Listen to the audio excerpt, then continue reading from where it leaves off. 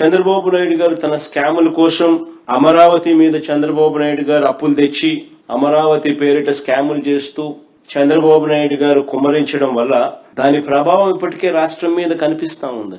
ఇప్పటికే మీరు గమనిస్తే రాష్ట్రంలో నాడు నేడు పనులు ఆగిపోయాయి.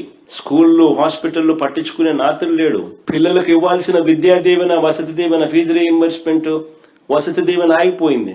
వ్యవసాయం పూర్తిగా దెబ్బతినింది. రైతులకు ఏ పంటకు గిట్టుబాటు ధర రాని పరిస్థితి.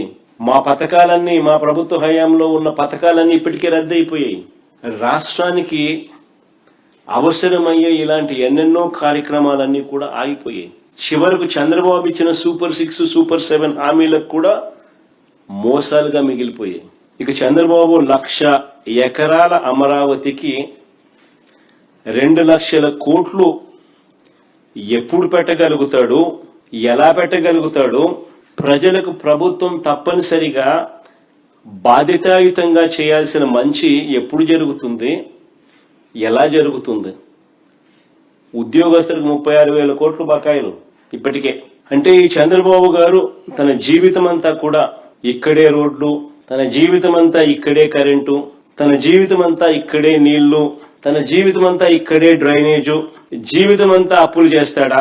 అంతవరకు రాష్ట్రంలో ఇలా ప్రజలు, రాష్ట్రము ఇబ్బందులు పడుతూనే ఉండాలా?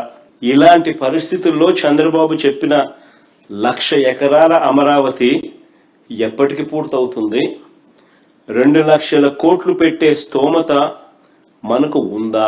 ప్రతి ఒక్కరు ఆలోచన చేయాలి ఈ విషయాలన్నీ కూడా.